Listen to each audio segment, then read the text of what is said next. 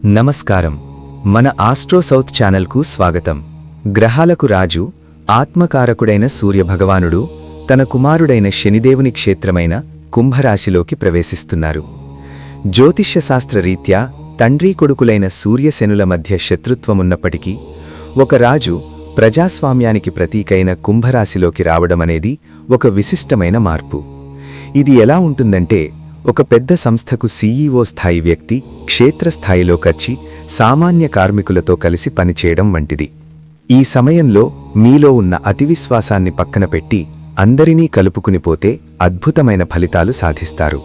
ముఖ్య గమనికేమిటంటే, ఈ ఫలితాలు మీ రాశి మరియు లగ్నం రెండింటినీ బట్టి ఉంటాయి. ఒకవేళ మీ రాశికి ఫలితమంత బాగులేకపోయినా లగ్నానికి బాగుంటే సానుకూలత ఉంటుంది. ఈ వీడియో ఉద్దేశం మిమ్మల్ని భయపెట్టడం కాదు, కేవలం గ్రహ సంచారం పట్ల మీకు ఒక అవగాహన కల్పించడం మాత్రమే. మరి ఈ సూర్య సంచారం ఏ ఏ లగ్నాల వారికి ఎలాంటి ఫలితాలను ఇస్తుందో వివరంగా తెలుసుకుందాం. మేషలగ్నం. మేషలగ్నానికి సూర్యుడు ప్రస్తుతం 11వ ఇల్లు అంటే లాభస్థానంలో సంచరిస్తున్నారు. ఇది మీకు అత్యంత అనుకూలమైన సమయం. ఆర్థిక స్థితి. గతంలో ఎక్కడైనా ఆగిపోయిన బాకీలు ఉంటే అవి ఇప్పుడు వసూలవుతాయి. మీకు రావాల్సిన బకాయిలు లేదా పెండింగ్లో ఉన్న ఆర్థిక లావాదేవీలు క్లియర్ అవుతాయి. గౌరవ మర్యాదలు. సమాజంలో మీ పరపతి పెరుగుతుంది. ప్రభుత్వానికి సంబంధించిన పనులు లేదా రాజకీయ నేతలతో ఉన్న పరిచయాలు మీకు మేలు చేస్తాయి. కెరీర్. ఉద్యోగస్తులకు ప్రమోషన్లు వచ్చే అవకాశం బలంగా ఉంది. మీరు కోరుకున్న లక్ష్యాలను చేరుకోవడానికి ఇది సరైన సమయం. సూర్యుడు ఇక్కడి నుండి మీ 5వ ఇంటిని చూస్తున్నాడు. దీనివల్ల మీరు మీ పిల్లల విషయంలో లేదా వారి క్రమశిక్షణ విషయంలో కొంత కఠినంగా వ్యవహరించే అవకాశముంది. ఆవేశంతో నిర్ణయాలు తీసుకోకండి. బుద్ధిబలంతో వ్యవహరిస్తే స్టాక్ మార్కెట్ వంటి రంగాల్లో కూడా లాభాలు పొందుతారు. వృషభ లగ్నం.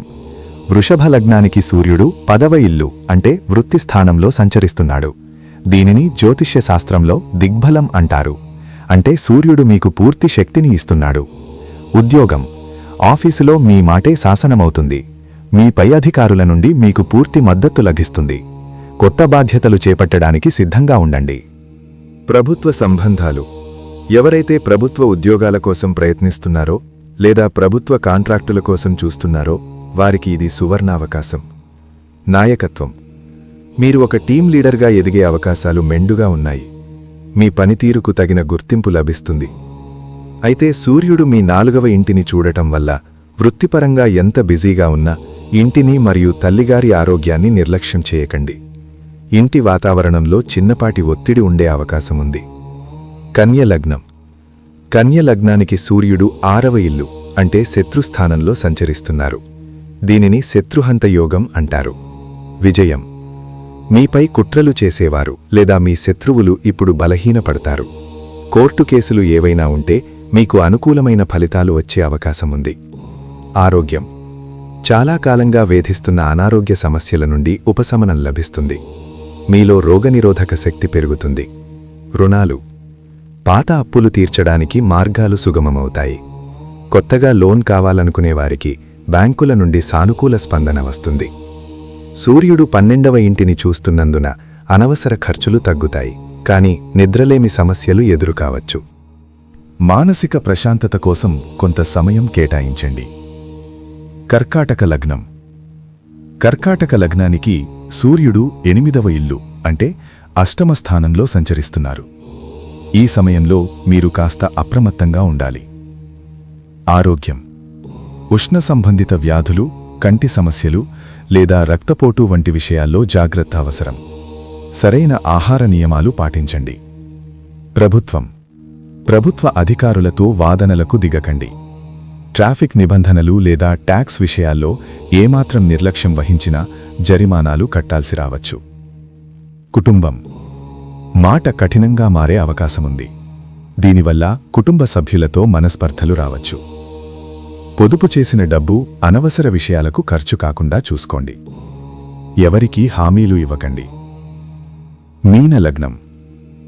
మీన లగ్నానికి సూర్యుడు 12వ ఇల్లు అంటే వ్యయస్థానంలో సంచరిస్తున్నారు. ఇది మీ శక్తి సామర్థ్యాలను కొంత హరించే సమయం. ఖర్చులు. ఆసుపత్రి ఖర్చులు లేదా అనుకోని ప్రయాణాల వల్ల ధన వ్యయం కావచ్చు. అనవసర వస్తువుల మీద పెట్టుబడి పెట్టకండి. నిద్ర. మనస్సులో ఏదో తెలియని ఆందోళన వల్ల నిద్ర సరిగ్గా పట్టకపోవచ్చు. ధ్యానం అలవాటు చేసుకోండి. కెరియర్. ఆఫీసులో సహోద్యోగులతో చిన్నపాటి ఘర్షణలు వచ్చే అవకాశముంది. మీరు చేసే పనిలో స్పష్టత ఉండేలా చూసుకోండి. దూర ప్రాంతాలకు బదిలీ అయ్యే సూచనలు ఉన్నాయి. కంటి ఆరోగ్యం పట్ల శ్రద్ధ వహించండి. వృశ్చిక లగ్నం. వృశ్చిక లగ్నానికి సూర్యుడు 4వ ఇల్లు అంటే సుఖస్థానంలో ఉన్నారు. దీనివల్ల ఇంట్లో ప్రశాంతత కొంత తగ్గే అవకాశం ఉంది. గృహ వాతావరణం. కుటుంబ సభ్యులతో ముఖ్యంగా తల్లిగారితో అభిప్రాయ భేదాలు రావచ్చు. ఆమె ఆరోగ్యం పట్ల శ్రద్ధ వహించండి. ఆస్తి, వాహనం. వాహనాలు రిపేర్లకు రావచ్చు. కొత్తగా భూములు లేదా ఇల్లు కొనాలనుకునేవారు పత్రాలను క్షుణ్ణంగా పరిశీలించడం మంచిది. ఆరోగ్యం. ఛాతీకి సంబంధించిన సమస్యలు లేదా బీపీ ఉన్నవారు జాగ్రత్తగా ఉండాలి. అయితే సూర్యుడు 10వ ఇంటిని చూడటం వల్ల మీ కెరీర్లో మాత్రం పురోగతి ఉంటుంది. ఇంట్లో సమస్యలు ఉన్నా ఆఫీసులో మీరు రాణిస్తారు. కుంభలగ్నం.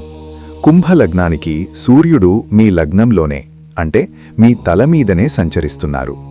దీనివల్ల మిశ్రమ ఫలితాలు ఉంటాయి. సానుకూలత. మీలో ఆత్మవిశ్వాసం, నాయకత్వ లక్షణాలు పెరుగుతాయి. సమాజంలో మీకొక ప్రత్యేక గుర్తింపు లభిస్తుంది. ప్రతికూలత. మీలో తెలియని తొందరపాటు పెరగవచ్చు. నేనే కరెక్ట్ అనే భావన వల్ల ఇతరులతో గొడవలు రావచ్చు. సూర్యుడు మీ 7వ ఇంటిని చూస్తున్నాడు. దీనివల్ల మీ జీవిత భాగస్వామితో లేదా బిజినెస్ పార్ట్నర్లతో ఆవేశం వల్ల విభేదాలు వచ్చే అవకాశం ఉంది. మీ భాగస్వామి భావాలను గౌరవించండి. మిథున లగ్నం. మిథున లగ్నానికి సూర్యుడు 9వ ఇల్లు అంటే భాగ్యస్థానంలో సంచరిస్తున్నారు. అదృష్టం. దైవ దర్శనాలు, తీర్థయాత్రలు చేసే అవకాశం ఉంది. ఉన్నత విద్య కోసం విదేశాలకు వెళ్లాలనుకునే విద్యార్థులకు ఇది మంచి సమయం. తండ్రిగారితో చిన్నపాటి అభిప్రాయ భేదాలు రావచ్చు లేదా ఆయన ఆరోగ్య విషయంలో కొంత శ్రద్ధ అవసరం. నిర్ణయాలు. మీరు చాలా ధైర్యంగా నిర్ణయాలు తీసుకుంటారు. అయితే మీ తోబుట్టువులతో మాట్లాడేటప్పుడు కొంత నెమ్మదిగా ఉండటం మంచిది. సూర్యుడు 9వ ఇంట్లో ఉండటం వల్ల అదృష్టం త్రుటిలో తప్పిపోయినట్లు అనిపించిన చివరి నిమిషంలో పనులు పూర్తవుతాయి. మకర లగ్నం. మకర లగ్నానికి సూర్యుడు 2వ ఇల్లు అంటే ధనస్థానంలో ఉన్నారు. ధనం. ఆర్థికంగా ఈ సమయం బాగుంటుంది. ముఖ్యంగా ప్రభుత్వం నుండి రావాల్సిన డబ్బు లేదా వారసత్వ ఆస్తుల ద్వారా లాభముంటుంది. వాక్కు. సూర్యుడు అగ్నితత్వగ్రహం కాబట్టి మీ మాటలో కొంత కరుకుదనం పెరుగుతుంది. కుటుంబంలో గొడవలు రాకుండా ఉండాలంటే మౌనంగా ఉండటం లేదా సున్నితంగా మాట్లాడటం ఉత్తమం. ఆరోగ్యం. కళ్ళు లేదా పంటి నొప్పులు వచ్చే అవకాశం ఉంది. ఆకస్మిక ధనలాభం కలిగే సూచనలు ఉన్నాయి. కానీ పాత పన్నుల సమస్యలు ఉంటే వాటిని ఇప్పుడే పరిష్కరించుకోండి. గమనిక. పైన చెప్పిన ఫలితాలన్నీ గోచార గ్రహ సంచారాన్ని బట్టి చెప్పబడినవి. జ్యోతిష శాస్త్రంలో గోచారం అనేది కేవలం 30% మాత్రమే ప్రభావం చూపుతుంది. మిగిలిన 70% ఫలితాలు మీ వ్యక్తిగత జాతకంలోని దశ అంతర్దశల మీద ఆధారపడి ఉంటాయి.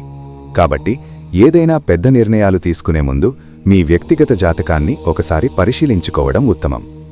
ఈ వీడియో మీకు నచ్చినట్లయితే లైక్ చేయండి, షేర్ చేయండి మరియు మన ఛానల్ని సబ్స్క్రైబ్ చేసుకోవడం మర్చిపోకండి. సర్వేజన సుఖినో భవంతు.